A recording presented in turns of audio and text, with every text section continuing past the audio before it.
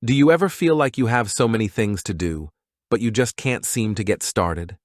Do you find yourself wasting time on things that are not important, while the important things keep piling up? If you do, then this story is for you. It's about a young monk who learned a valuable lesson from his master about how to stop procrastinating and start doing. Listen carefully, because this story might change your life. The young monk was very eager to learn the secrets of Zen, but he was also very lazy. He always put off his chores, his meditation, and his studies, hoping that he would find a shortcut to enlightenment. He spent his days playing games, chatting with his friends, and sleeping. He thought that he had plenty of time to do everything later. One day, his master called him and said, "I have a special task for you.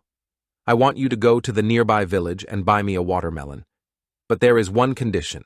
You must not cut the watermelon until you return to the temple." The young monk was puzzled by this strange request, but he agreed to do it. He took some money from his master and set off for the village. Along the way, he saw many interesting things: beautiful flowers, colorful birds, and friendly people. He stopped to admire them and chat with them, forgetting about his task. He finally reached the village and found a stall that sold watermelons. He picked one that looked ripe and juicy and paid for it. He was about to leave when he saw a sign that said, "Free knife sharpening service." He thought, why not? I might as well sharpen my knife while I'm here. It will make it easier to cut the watermelon later. He handed his knife to the man who ran the service and waited for him to finish. The man took a long time to sharpen the knife because he was very busy with other customers. He also liked to talk a lot, telling stories and jokes. The young monk listened to him and laughed along, forgetting about his task. He finally got his knife back and thanked the man. He was about to leave when he saw a sign that said, "Free ice cream samples." He thought, why not? I might as well try some ice cream while I'm here.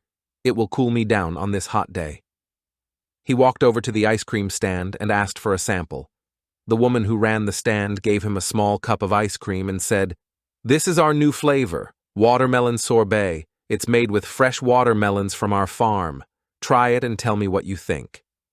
The young monk took a bite of the ice cream and was amazed by how delicious it was. It tasted like a real watermelon, only sweeter and colder.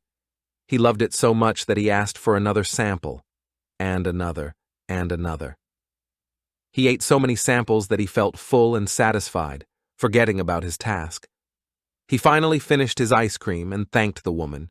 He was about to leave when he saw a sign that said, "Free movie screening." He thought, why not?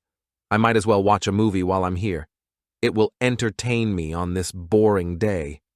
He walked over to the movie theater and asked for a ticket. The man who ran the theater gave him a ticket and said, "This is our new movie, The Watermelon Thief. It's a comedy about a man who steals watermelons from his neighbor's farm and gets into all kinds of trouble. It's very funny and exciting. You'll love it." The young monk took the ticket and entered the theater. He found a seat and waited for the movie to start. The movie was indeed very funny and exciting. It made him laugh and gasp, forgetting about his task. He finally watched the movie till the end and applauded with the rest of the audience. He was about to leave when he saw a sign that said, "Free raffle draw." He thought, why not? I might as well enter the raffle while I'm here. It will give me a chance to win something. He walked over to the raffle booth and asked for a ticket.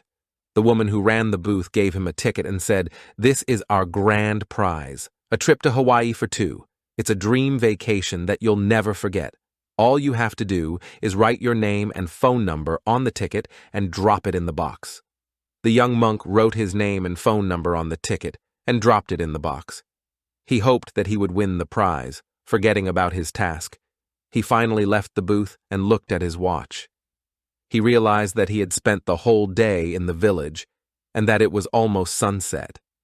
He panicked and ran back to the temple carrying the watermelon and the knife.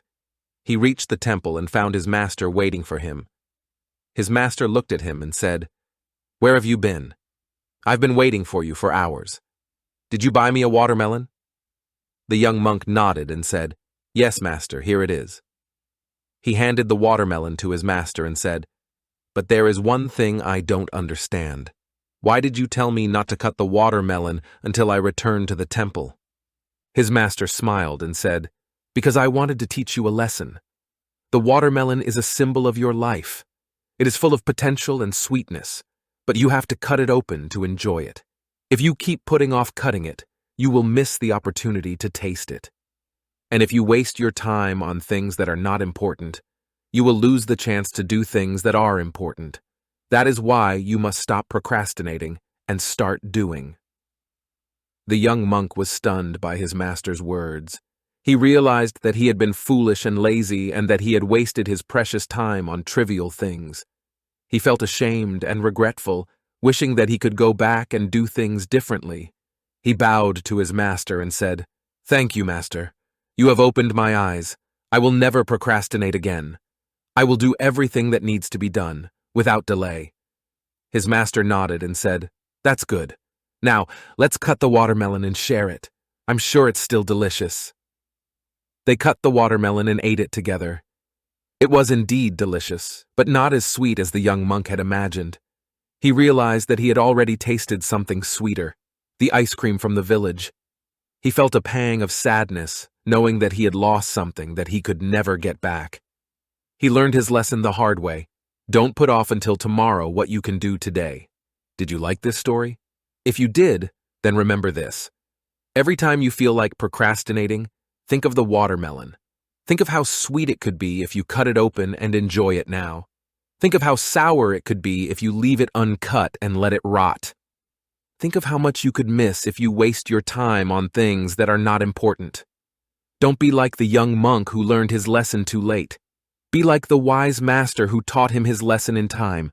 Stop procrastinating and start doing. You'll be glad you did.